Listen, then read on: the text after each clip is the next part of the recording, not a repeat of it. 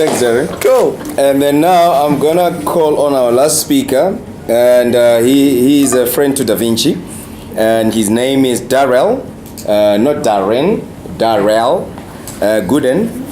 And Darrell Gooden is a transformation manager with the U.S. Navy. And for over 25 years, he has worked as a confidant to senior executives and commanding officers, sharing ideas, concepts, and insights as an entrepreneurial and strategic thinker. So, Darrell, very welcome. You can come through. Yeah, I didn't realize that was. I guess that's about 2 years old. I think you must sit here. I am. We need to capture your camera. I'm retired, and I finished the PhD. So We're done. I'm done. Yeah. Well, congrats, man. Yeah. High five.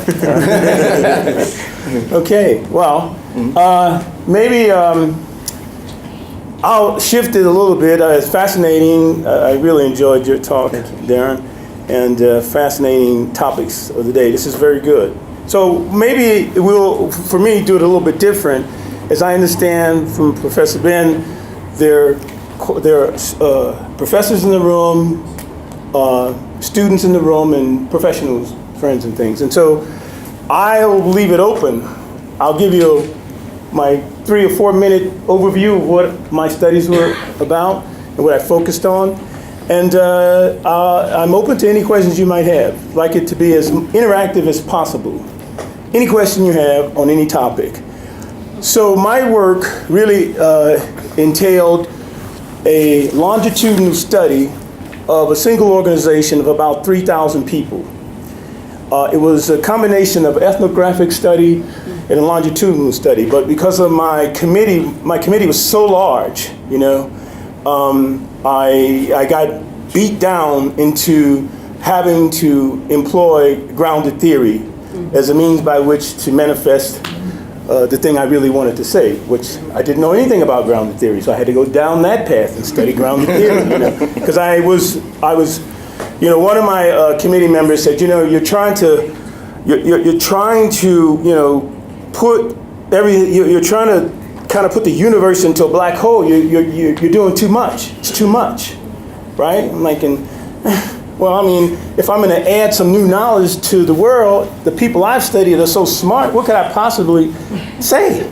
You know, after you look at appreciative inquiry, I don't know if you guys are aware or familiar with appreciative inquiry. It's a whole body of knowledge by itself. You could just tack on your little added piece of the puzzle to appreciative inquiry. But in my treatment of the dissertation, my literature review entailed, in the component parts of the research involved something near and dear to me, which I've practiced for over 20 years. It's called spiral dynamics integral, which was based on the work of Dr. Claire W. Grave. My mentor, Don Beck, actually worked many years in South Africa with de Klerk and Mandela, bringing about change in a society that he considered a microcosm of the world would be dealing with. So spiral dynamics was my strong suit. Simultaneously, I consult on the side, as I worked with the Navy, with an organization called the Vinci Institute. Dr. Beck, in spiral dynamics, you could look at it as a social psychology, large-scale change dealing with social cycle kinds of things. The Odysseus methodology was an advanced management theory with offices throughout the world, 22 to 23 countries based on what countries opening up or closing down. But the bottom line is Dr. Odysseus, who was the professor at UCLA, has developed a full body of knowledge and a practice, a very successful practice of management, applied management theory. Okay, so you have spiral dynamics. Sorry, that's my butt. That's all right. That's all right. Yeah, I was glad it wasn't me. You know? I'm like, I turned it off, I turned it on, I'm like, oh, is it off? Let me check now. That was just the butt. Out of control butt. So two very dense bodies of knowledge are main component parts of the research for me. I originally had I was delving into the world of quantum just because I was reading it and was enjoying it. I'm not a physicist. I worked in engineering many years. And I just had an intuition that change management in organizations can no longer be based on an industrial-based mindset. You know, for however great he was, Einstein kinds of theory of relativity, that whole industrial mindset was, in my mind, no longer applicable as a means to transfer and engage organization. So I went to myself and said, it has to be something in quantum, which is non-deterministic, right? More generative in its way of, but the committee said, listen, nobody on the committee is a physicist. If you want to do this, you need to go find some other people. Okay. So I dropped that out. I'm just giving you an idea of the process I went through. So I dropped that out and I brought in complexity theory because I knew what I was dealing with. While the Adizes methodology and spiral dynamics integral in and of themselves can really distill it into an understanding what the world around us is all about by themselves. I still going with this intuition that something's fundamentally shift.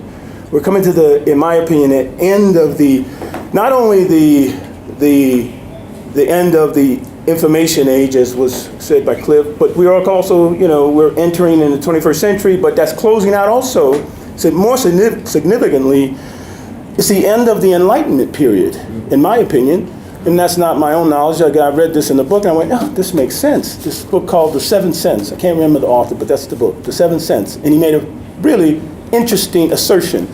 And that was the disruptions we're seeing and institutions being challenged, particularly in our own country. The United States, my own country, is like, people are like beside themselves with what in the world is going on. Oh, it's good, we're going to test the institutions, okay? And what this gentleman asserted in this book, one of his fundamental premises was that we are coming to the end of the age of the Enlightenment, the last 350 years or so, and the network age, in combination with artificial intelligence, has redefined the ethos of the day, right? The whole issue of, the zeitgeist of the moment is all, when it was said already about AI. Does AI, is it good for people? Is it bad for people? It's here. And in fact, it was interesting because the way I got involved with organizational change management had to do with the fact I developed an artificial intelligence system to outfit ships as they would deploy. So we would calculate the amount of maintenance, repair and supply and consumable parts that would have to be on board the ship, and we would run an algorithm. And what we found was the algorithm was very crisp in the sense that it was an idiot savant. It would look at everything that needed to be on the ship, and I'm just trying to run through this fast. This is the basis of where I went and got myself involved with change management. So we made these three systems. They were really good. I won all kind of awards and everything, and my team was solid. We developed the first object-oriented, knowledge-based systems group with the Navy, and I was all excited. You can use this system and no longer have to do the mundane things. You can use your brain power for the more complex problems. Nobody was buying that. Everybody thought, no, this is just a first step in replacing me completely. Yes. And two of those systems completely failed. One, thankfully, got used and it's still being used when I retired. And so that began my journey on organizational change management. As I went into the research, I realized as I was working, I was first the business process re-engineering manager, and then that evolved into the change management, which they gave me the title of transformation manager. And the dissertation was done with the Adizes Graduate School, which in some ways is not as big maybe as the Da Vinci Institute, but it has that same, as I could see and understand and read a little bit, I know from my friend Rika, very forward-looking about what the world of management business is all about. I mean, that's my sense, and you guys have a good dollop of technological interest as I got it. So I engaged along that line consciously to myself, saying, you know what?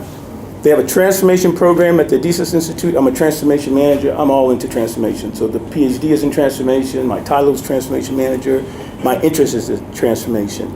And today, where I'm at today, I have contributed my little bit of knowledge to the space that technically you could consider, I guess, organizational development. But I would rather term it something in the realm of, well, it's by definition to me, organizational change management, okay? But if you step back and say, well, what is it really? Is it management? Is it psychology? I would have to say it's organizational development, to cut to the chase. Okay, so another way of saying we can engage organizational change by using my approach, which I call now mimetic schemas. Mimetic. Okay, so in the terms of mimetic schemas, it's my way of characterizing how management, complexity, and spiral dynamics come together, and in an appreciative way, we endeavor to engage bureaucracy. So my focus was on large organizations, okay? What I found with Adesys, they work with small, medium-sized companies. So they had a very interesting way of doing things, very different. But when you try to go into a large organization that's an institution with 300, 400, 500 years history, you just don't walk in and say, use this AI program instead of what you're doing. It's just, no one buys that. Anyway, hopefully that's just a context, right? And I'm open to any questions. I mean, any one of those topics can go deep, but I leave it to you guys to ask me questions, and I'll finish it out by answering any question, if that makes sense. Is that okay? Is that all right? Well, maybe you could just give us a little bit of a defining space for quantum mimetics. Okay. So quantum mimetics was my distillation of all those bodies of knowledge. And at the end of the day, what I say is that my research points me in the direction that there are specific organizational memes. A meme is much like a gene, right? You guys familiar with the term meme? And so I assert that in the area of mimetic schemas, as it pertains to large organizations, the behavior of employees and managers can give you a prediction, can give you an indication, a leading indicator, if you will, of the probability that they'll either be open to change, closed to change, or somewhat arrested from wanting to change. And so based on that behavior is one meme that shows up in mimetic schemas, the meme of behavior. There's an organizational meme that has to do with the technological influence. Technology is ubiquitous. It's everywhere. You use it to do things, you actually might produce it. At the end, it could be an in-process thing. So there is, in my way of thinking, in terms of mimetic schemas, there's a technological meme that permeates in a particular organization. Take, for instance, enterprise resource planning. I did a very large rollout of SAP. Listen, when people know SAP is coming in, and they know that the organization spent $300 million to buy SAP, you don't get a choice. The tyranny is complete. You will rip up all your little systems. And so that's a technological meme, right? That's a meme that is attached to when SAP shows up, you're replumbing the whole place. All the experts in the contracts department, all the experts in the finance departments, their expertise is rendered null because they don't know SAP. That's a technological meme. Decision making. Okay, decision making is another meme. How you make decisions and the structure of authority. So, in terms of the meme is, when you attach a value to something, it means something to you, and so the object in and of itself doesn't mean a thing. You know, a PhD in and of itself doesn't mean a thing without the ritual. It's a ritual. I contend there's a ritual around the whole thing. You know. You might as well be jumping over the fire and having the shaman spit on you. For the hoops you have to jump through, right? But everybody does it, you know. I mean, with all due respect. So decision making. I diverge. The decision making in an organization has a lot to do with the horizontal influences of the decision maker and the vertical authorities of that decision maker. And furthermore, the reinforcement or the rewards or incentives of the decision making has a lot to do. So that decision making meme is another one. Then I go to the thought collectively. These are replicators, right? Like a virus, something like that. Because meme can be in a book, it can be in your brain, it can be passed from words you read, words you hear, experiences you experience, or places and things you see. They come from everywhere. So that gets to the memescape. So replicators are the ones I just named. Memes around technology, memes around organizational behavior, memes around decision making, memes also around symbols, things you put up, things that mean things. Think of football, think of religion. They're scenes. So the symbols have meaning to people, strong, deep meanings, right? So the memescape, all those are replicators. The memescape I consider a multiplier force multiplier. So all those collectively also influences one's mindset. Now, pure and simple spiral dynamics research pointed to something called the value mean. And so there's a way in which we approach things that's not just my own. Those are my contributions to the thought, Professor Ben. So organizational means entail behavior, technology, symbols, okay? And then there's the meanscape collectively, that's the multiplier, and then you have what I call epimemes, which is what is the transcendent atmosphere about? What is coming next? Like we all feel in a sense AI is here. It's here and it's coming more, it's not going away. It's an epimeme to me, right? So it's beyond, it transcends the current day kind of thinking. Okay. And so I distill that into a practice in which I put together an assessment to go in and assess the organization on these various levels.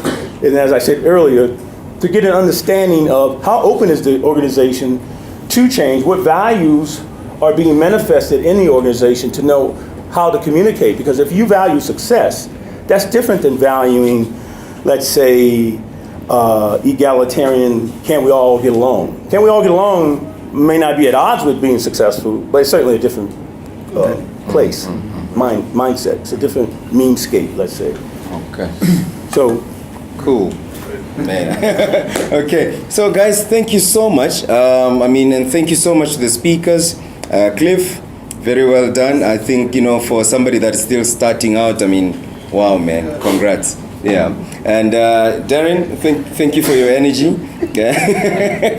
And all your complex talks. And Darrell, thank you so much for being here. Thank you so much. she's great. Yeah. Excellent.